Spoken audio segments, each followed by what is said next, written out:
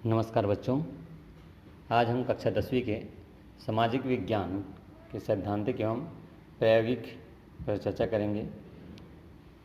इसके प्रथम भाग भूगोल।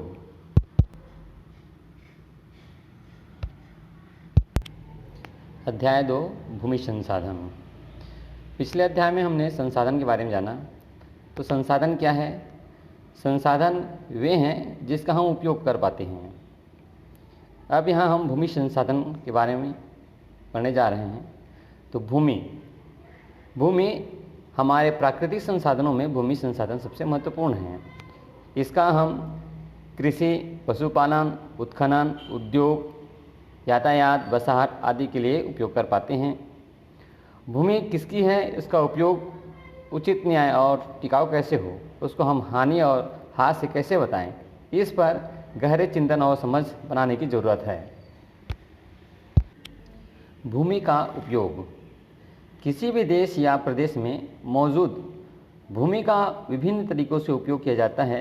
किसी भाग पर खेती की जाती है तो अन्य भाग पर शहर बसे हैं या कारखाने लगे हैं या फिर वनों से ढके हैं।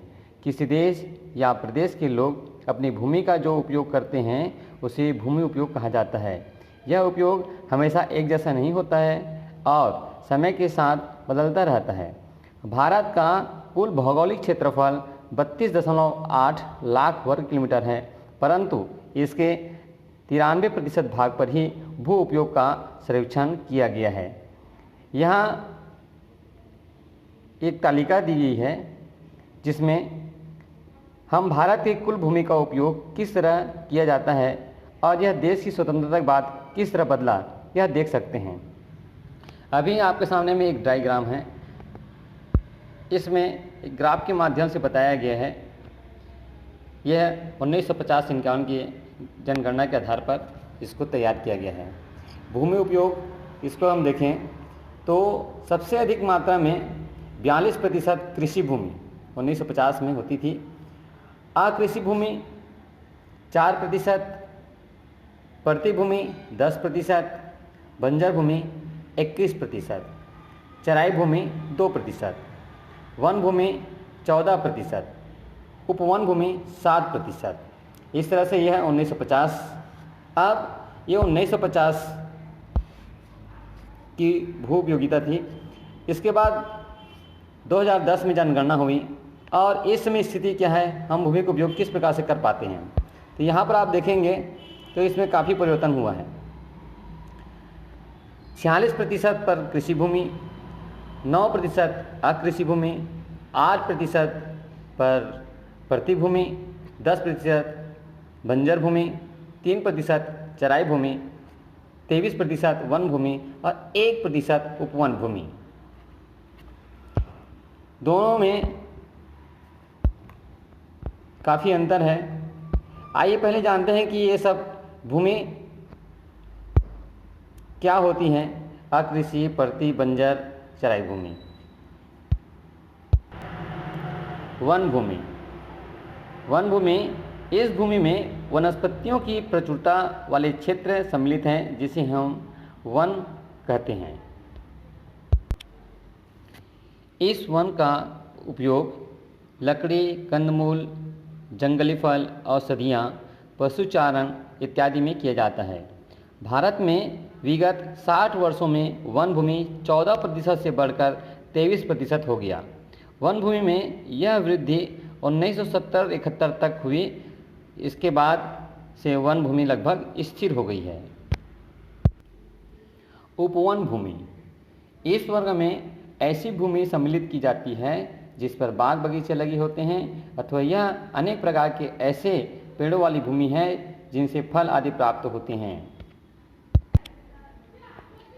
भारत में पिछले 60 वर्षों में बगीचों के पेड़ों को काटकर इस भूमि को कृषि एवं अन्य उपयोग में लिया गया है।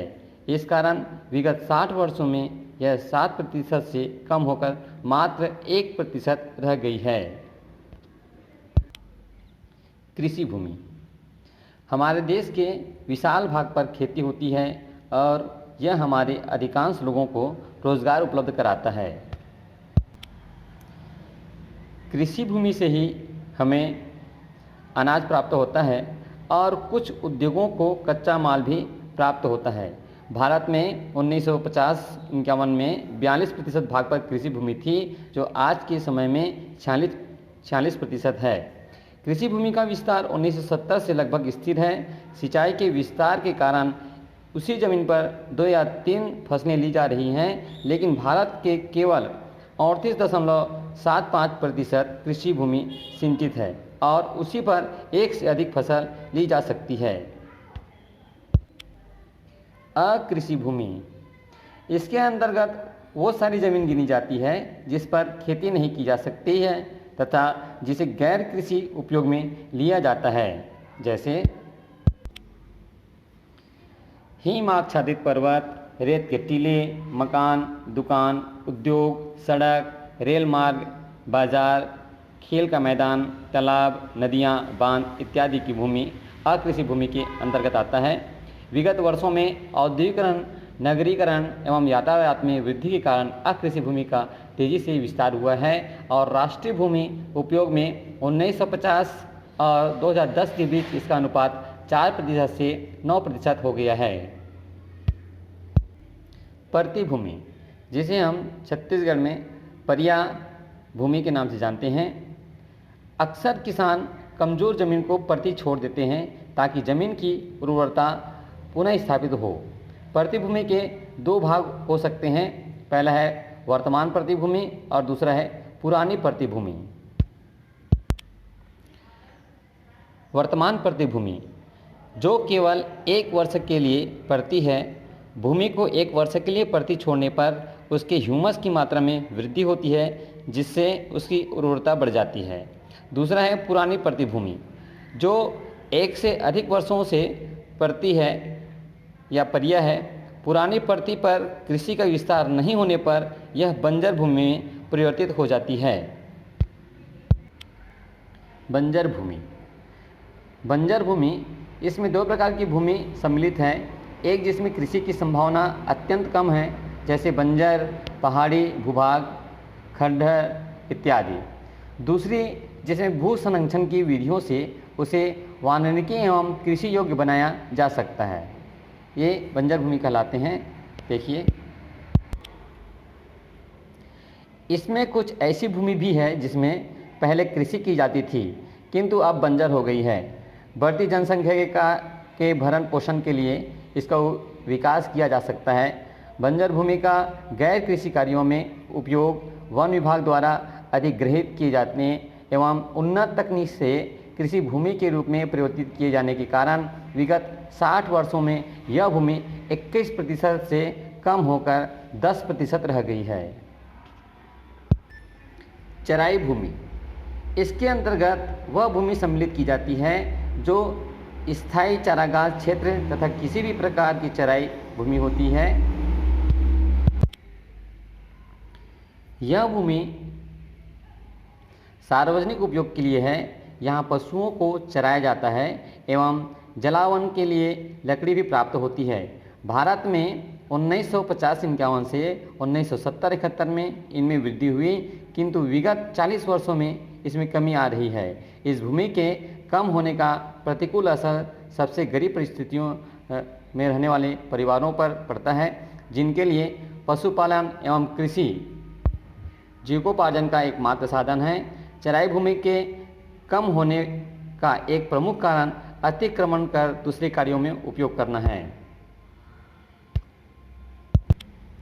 सरकार द्वारा भूमि अधिग्रहण, सरकार का यह अधिकार है कि सार्वजनिक उपयोग के लिए अगर किसी निजी व्यक्ति या गांव की जमीन की आवश्यकता है तो सरकार उन्हें उचित मुआवजा देकर अधिग्रहण कर सकती है। इस कानून की मदद से सरकार विभिन्न उपयोगों जैसे सड़क, रेल मार्ग, हवाई अड्डे, खदान, औद्योगिक क्षेत्र, अस्पताल, दफ्तर, बांध आदि के लिए जमीन की व्यवस्था करती है।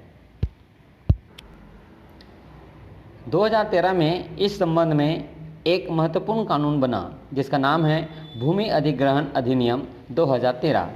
इसके प्रमुख बिंदुओं के बारे में बाक्स में हम पढ़ते हैं। भू अधिग्रहण अधिनियम 2013। पहला, इस अधिनियम में भूमि अधिग्रहण के साथ साथ पुनर्वास एवं पुनर्स्थापना का भी प्रावधान है। दूसरा, निजी कंपनियों अथवा सार्वजनिक निजी भागीदारियों के इस्तेमाल हेतु भूमि के अधिग्रहण के मामले में 80% विस्थापित व्यक्तियों की सहमति अपेक्षित है। तीसरा, विस्थापित या अधिग्रहण द्वारा प्रभावित परिवारों में संबंधित भूस्वामियों के साथ साथ वे सभी लोग भी सम्मिलित होंगे जो उस जमीन से अपनी आजीविका पाते थे, जैसे मजदूर, बटाईदार, चरवाहे, आदिवासी आदि। चौथा, केवल अति विशेष परिस्थितियों में ही बहुफसली सिंचित कृषि भूमि का गैर कृषि उपयोग के लिए अधिग्रहित किया जा सकेगा। पांचवा, अधिग्रहण से पूर्व उस जमीन के उपयोग के परिवर्तन का सामाजिक व पर्यावरणीय प्रभाव का अध्ययन किया जाएगा। छठवां, भूस्वामियों व अन्य को उचित मात्रा में मुआवजा दिया जाएगा। सातवां, जिस काम के लिए भूमि का अधिग्रहण किया गया है उससे अलग काम भूमि पर नहीं किया जा सकता है और 5 वर्ष से अधिक समय में उस भूमि का उपयोग नहीं होता है तो उसे पुराने भूस्वामियों को लौटा दिया जाएगा। आठवां, सरकार की पूर्व अनुमति के बिना अधिग्रहित भूमि के स्वामित्व में कोई परिवर्तन नहीं होना चाहिए। आज पीरियड यहीं तक समाप्त करते हैं। अगली पीरियड में मृदा के भाग जैसे जैविक परत, खनिज परत, ये सारी चीज़ों के बारे में हम अगली पीरियड में पढ़ेंगे। तब तक के लिए धन्यवाद।